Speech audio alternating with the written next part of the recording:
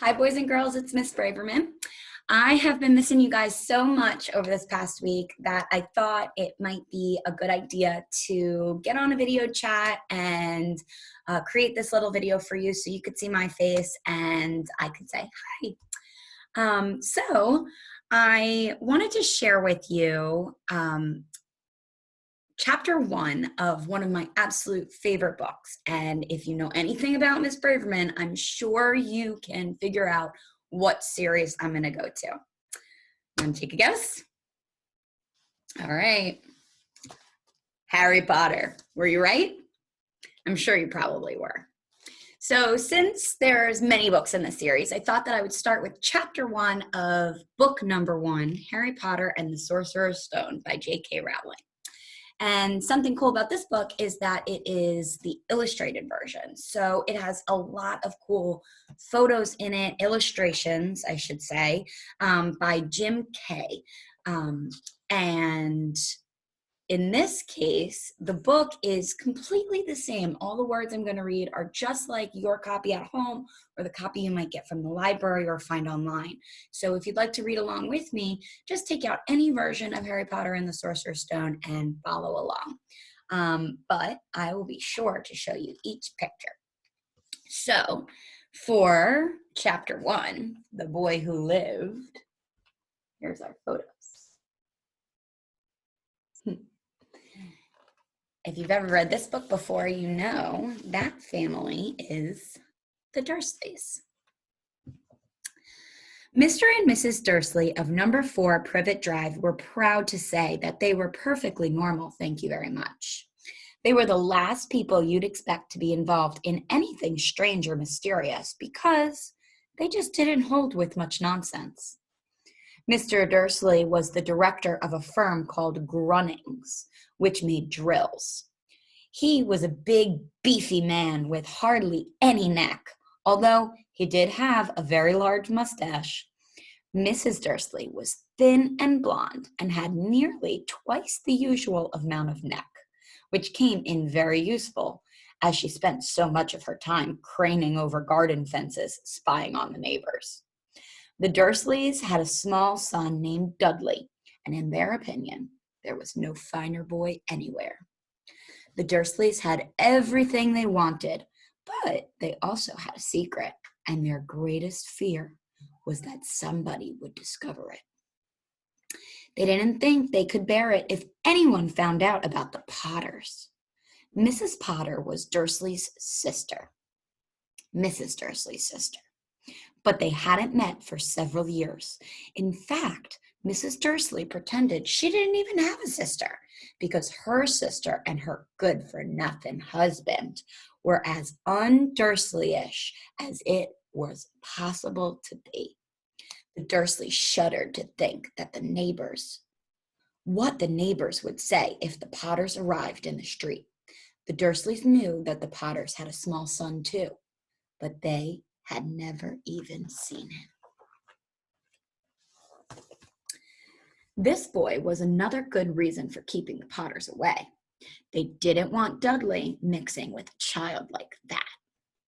When Mr. and Mrs. Dursley woke up on the dull gray Tuesday our story starts, there was nothing about the cloudy sky outside to suggest that strange and mysterious things would soon be happening all over the country. Mr. Dursley hummed as he picked out his most boring tie for work, and Mrs. Dursley gossiped away happily as she wrestled a screaming Dudley into his high chair. None of them noticed a large tawny owl flutter past the window. At 8:30, Mr. Dursley picked up his briefcase, pecked Mrs. Dursley on the cheek, and tried to kiss Dudley goodbye, but missed, because Dudley was now having a tantrum and throwing his cereal at the walls. "Little tyke," chortled Mr. Dursley as he left the house. He got into his car and backed out of number 4's drive.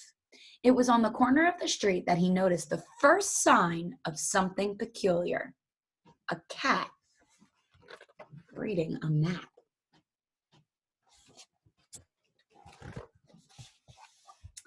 For a second, Mr. Dursley didn't realize what he had seen. Then He jerked his head around to look again.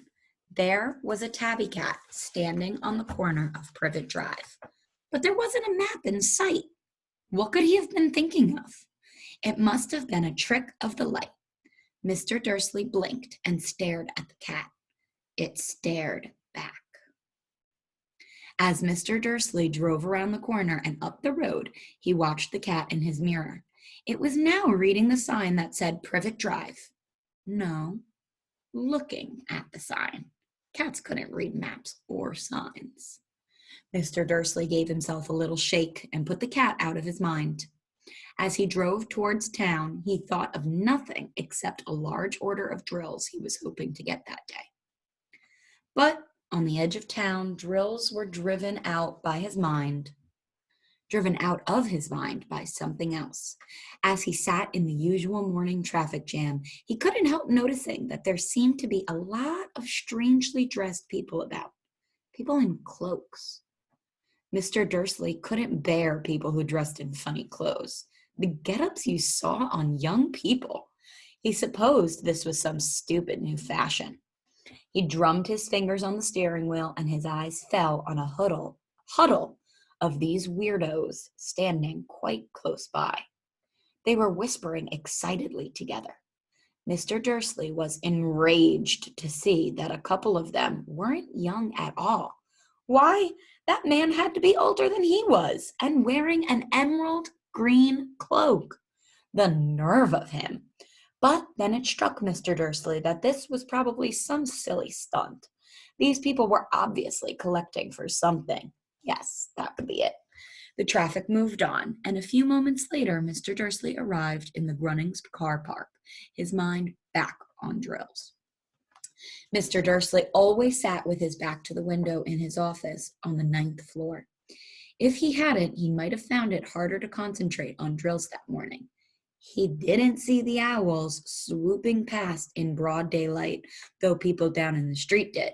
They pointed and gazed open-mouthed as owl after owl sped overhead. Most of them had never seen an owl, even at nighttime. Mr. Dursley, however, had a perfectly normal owl-free morning. He yelled at 5 different people. He made several important telephone calls and shouted a bit more. Speaking of cats, is my Lucy. Get out of here, baby. He was in a very good mood until lunchtime, when he thought he'd stretch his legs and walk across the road to buy himself a bun from the baker's opposite. He'd forgotten all about the people in cloaks until he passed a group of them next to the baker's. He eyed them angrily as he passed. He didn't know why, but they made him uneasy. This lot were whispering excitedly, too, and he couldn't see a single collecting tin. It was on his way back past them, clutching a large donut in a bag, that he caught a few words of what they were saying. The Potters. That's right. That's what I heard. Yes, their son, Harry. Mr. Dursley stopped dead. Ooh. Fear flooded him. He looked back at the whisperers as if he wanted to say something to them, but thought better of it. Look at this beautiful illustration.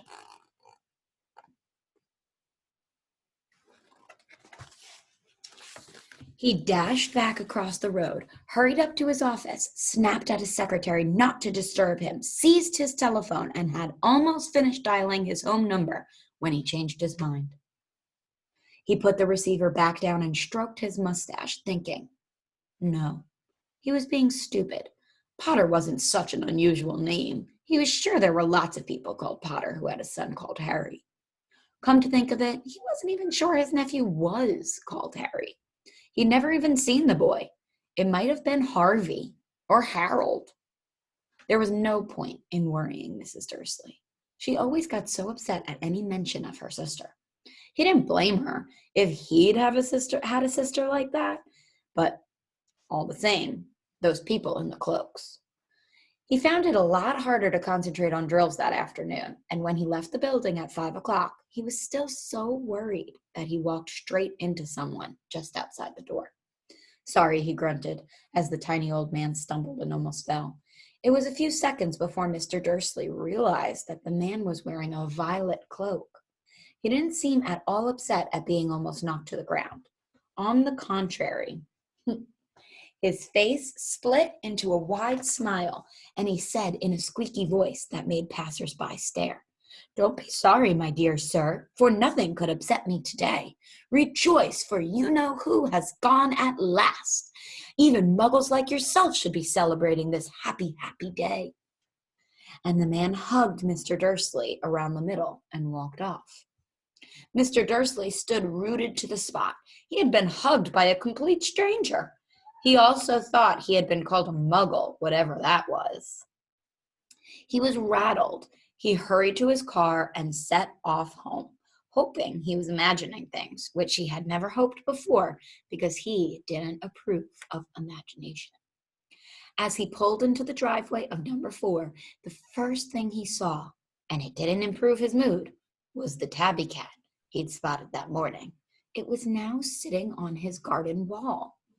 He was sure it was the same one. It had the same markings around its eyes. "Shoo!" said Mr. Dursley loudly. The cat didn't move. It just gave him a stern look. Was this normal cat behavior? Mr. Dursley wondered. Trying to pull himself together, he let himself into the house. He was still determined not to mention anything to his wife. Mrs. Dursley had had a nice, normal day.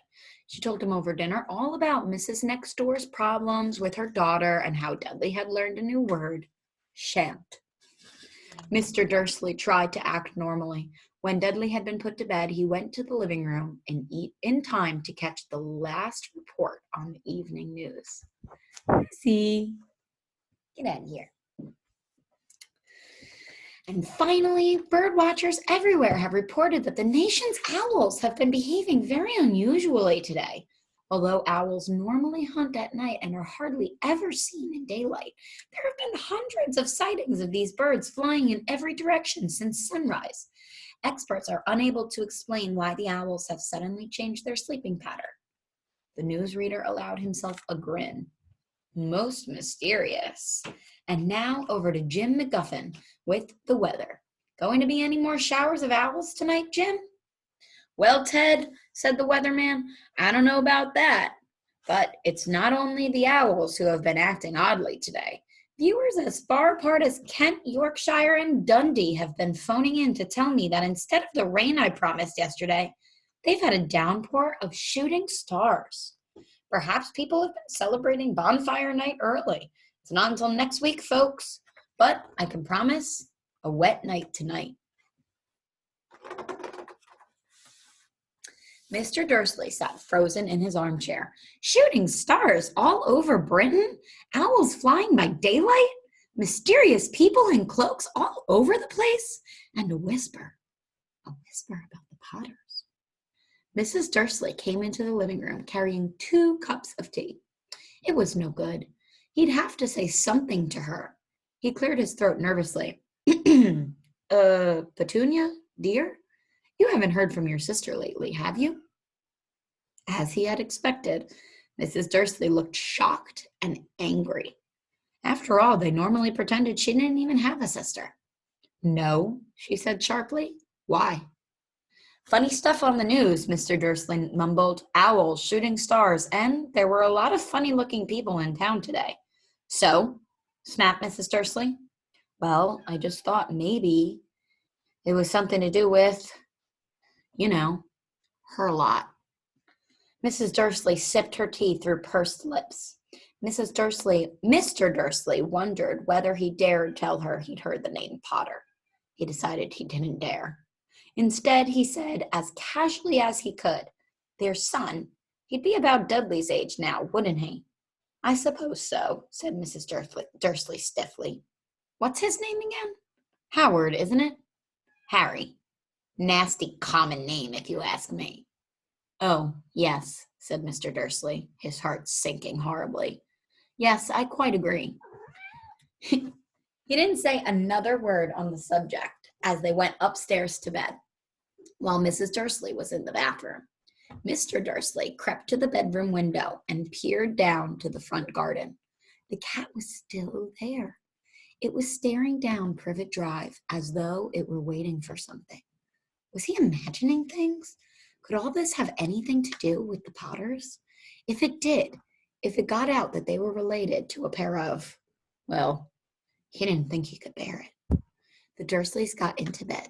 Mrs. Dursley fell asleep quickly, but Mr. Dursley lay awake, turning it all over in his mind. His last comforting thought before he fell asleep was that even if the Potters were involved, there was no reason for them to come near him and Mrs. Dursley. The Potters knew very well what he and Petunia thought about them and their kind. He couldn't see how he and Petunia could get mixed up in anything that might be going on. He yawned and turned over. It couldn't affect them. How very wrong he was.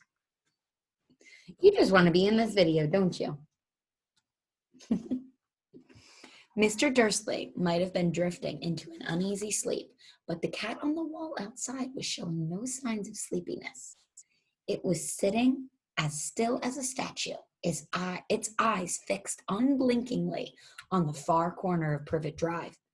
It didn't so much as quiver when a car door slammed in the next street, nor when two owls swooped overhead. In fact, it was nearly midnight before the cat moved at all.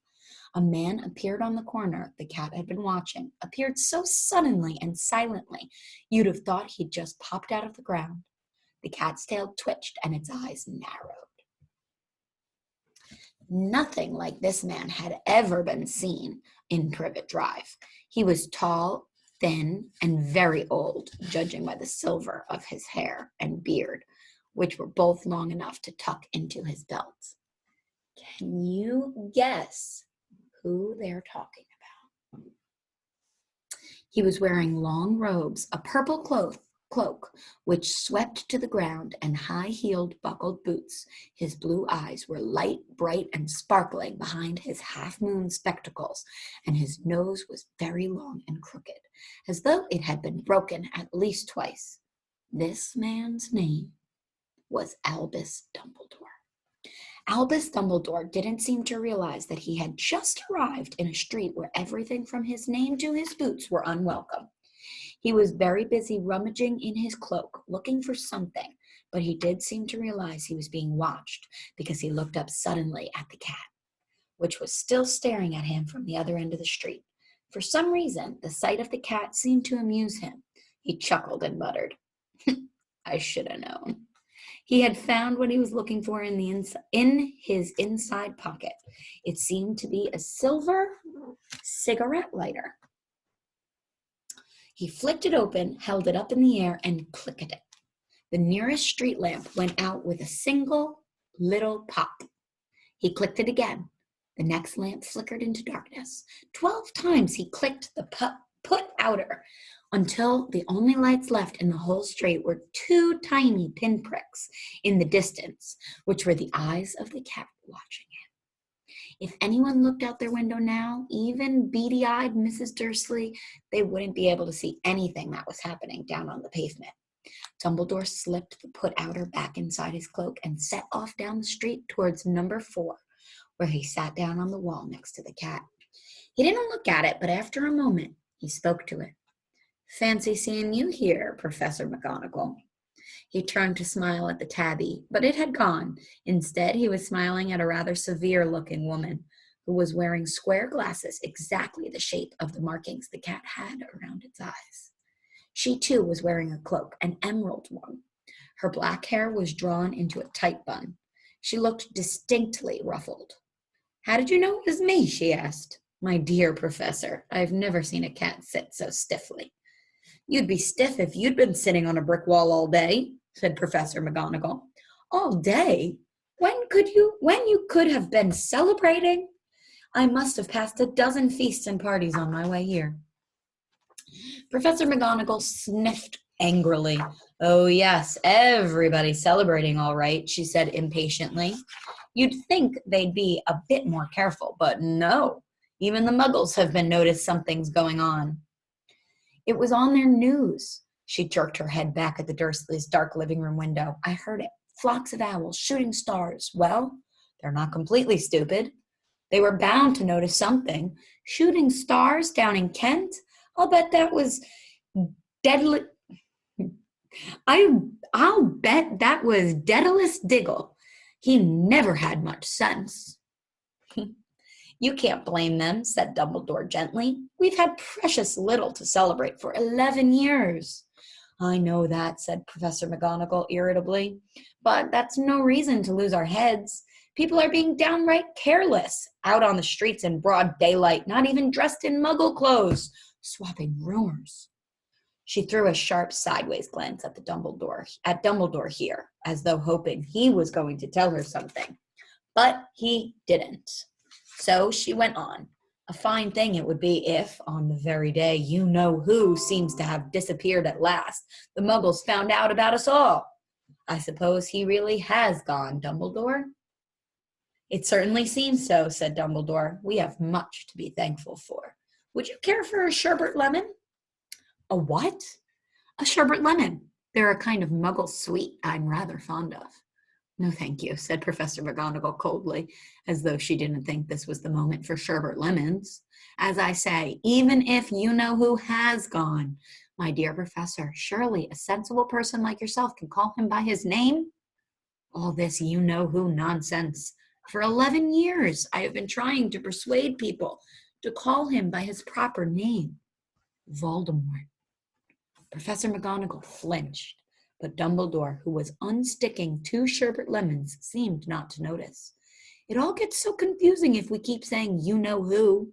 I have never seen any reason to be frightened of saying Voldemort's name. I know you haven't, said Professor McGonagall, sounding half exasperated, half admiring. But you're different. Everyone knows you're the only one you-know-who.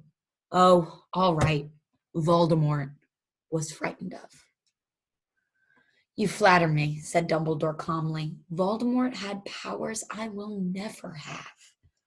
Only because you're too, well, noble to use them. It's lucky it's dark. I haven't blushed so much since Madame Pomfrey told me she liked my new earmuffs. Professor McGonagall shot a sharp look at Dumbledore and said, The owls are nothing to the rumors that are flying around.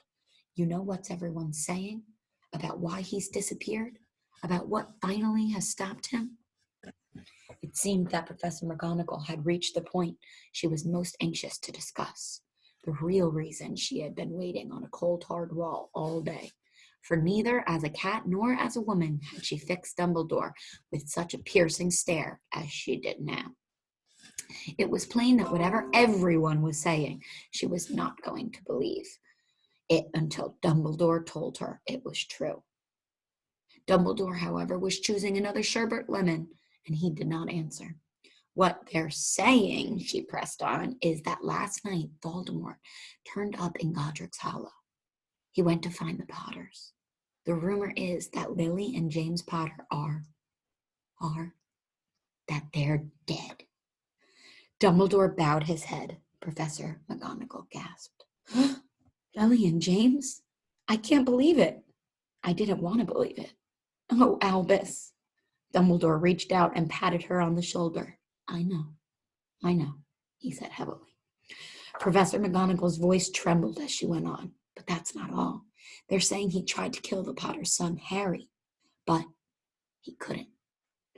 He couldn't kill that little boy. No one knows why or how, but they're saying that when he couldn't kill Harry Potter, Voldemort's power somehow broke, and that's why he's gone.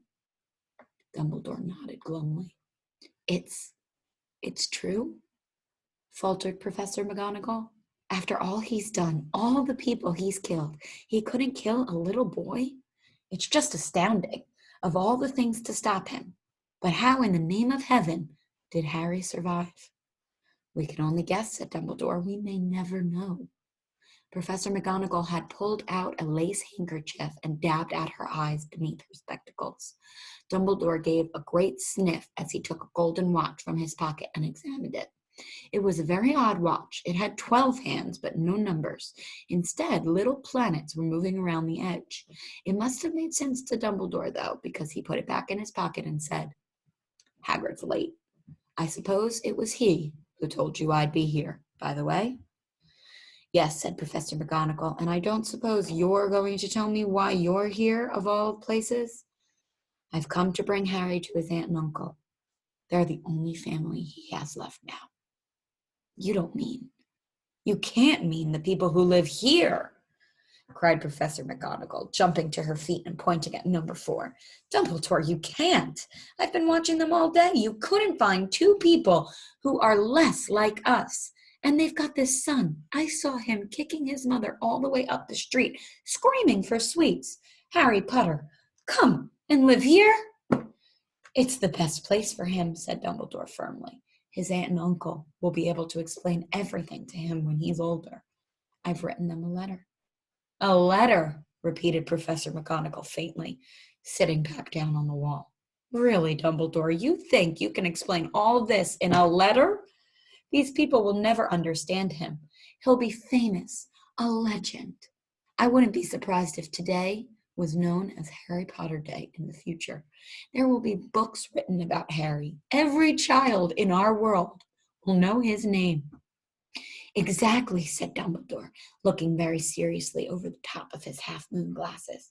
It would be enough to turn any boy's head. Famous before he can walk and talk? Famous for something he won't even remember? Can't you see how much better off he'll be growing up away from all that until he's ready to take it? Professor McGonagall opened her mouth, changed her mind, swallowed, and then said, Yes, you're right, of course. But how is the boy getting here, Dumbledore? She eyed his cloak suddenly as though she thought he might be hiding Harry underneath it. Hagrid's bringing him. You think it wise to trust Hagrid with something as important as this? I would trust Hagrid with my life, said Dumbledore. I'm not saying his heart isn't in the right place, said Professor McGonagall grudgingly. But you can't pretend he's not careless. He does tend to... What was that? A low rumbling sound had broken the silence around them. It grew steadily louder as they looked up and down the street for the some sign of a headlight. It swelled to a roar as they both looked up at the sky, and a huge motorbike fell out of the air and landed on the road in front of them. Here's Hagrid. If the motorbike was huge, it was nothing to the man sitting astride it. He was almost twice as tall as a normal man and at least 5 times as wide. He looked simply too big to be allowed and so wild. Long tangles of bushy black hair and beard hid most of his face. He had hands the size of dustbin lids, and his feet in their leather boots were like baby dolphins. In his vast muscular arms, he was holding a bundle of blankets. Hagrid, said Dumbledore, sounding relieved. At last. And where did you get that motorbike? Borrowed it. Professor Dumbledore, sir, said the giant, climbing carefully off the motorbike. As he spoke, young Sirius Black lent it to me. I've got him, sir. No problems, were there? No, sir. House was almost destroyed, but I got him out all right before the muggles started swarming around. He fell asleep as we were flying over Bristol. Dumbledore and Professor McGonagall bent forward over the bundle of blankets. Inside, just visible, was a baby boy, fast asleep. Under a tuft of jet black hair over his forehead, they could see a curiously shaped cut, like the bolt of lightning. Is that where? Professor McGonagall whispered Professor McGonagall. Yes, said Dumbledore. He'll have that scar forever. Couldn't you do something about it, Dumbledore? Even if I could, I wouldn't.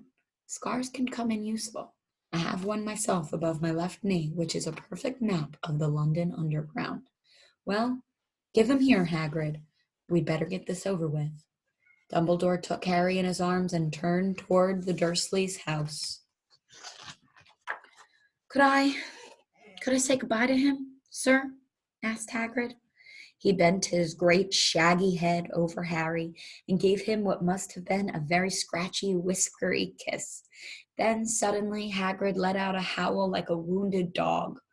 Shh, hissed Professor McGonagall. You'll wake the muggles. Sorry, sobbed Hagrid, taking out a large spotted handkerchief and burying his face in it. But I can't stand it. Lily and James dead, and poor little Harry off to live with the Muggles.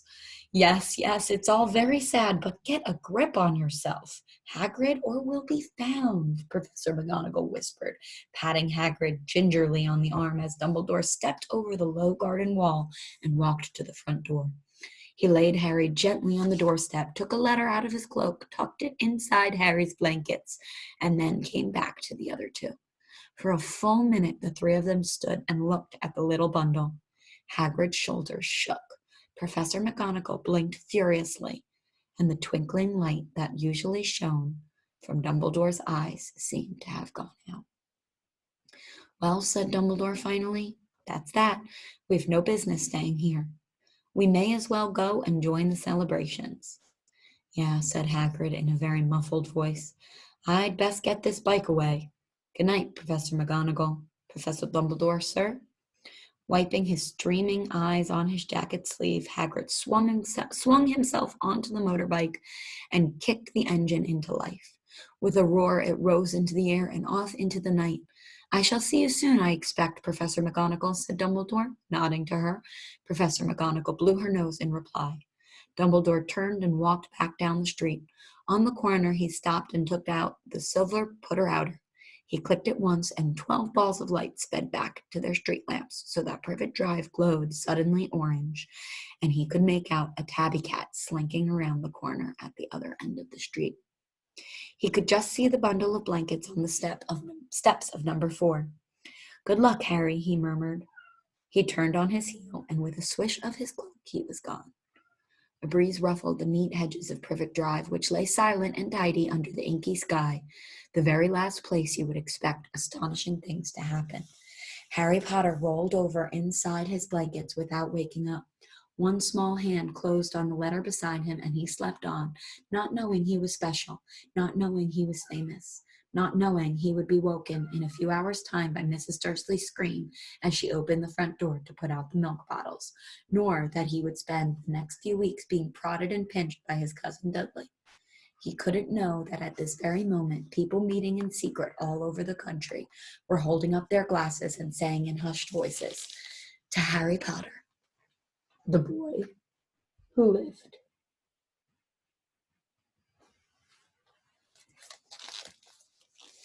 And that's chapter 1. So guys, I really hope that you are interested enough to continue reading this book.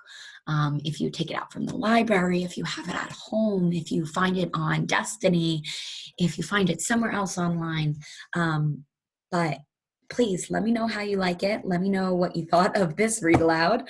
Let me know what you thought of my cat, Lucy.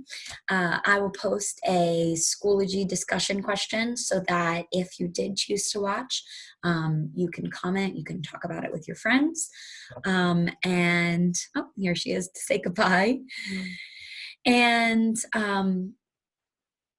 I just really hope that you guys are enjoying your time with your family and keeping up with some sort of academics, whether it be reading, math, science, social studies, whatever it is. But keep reading. Remember that Miss Braverman misses you. She loves you, and we hope to see you soon. Bye, guys.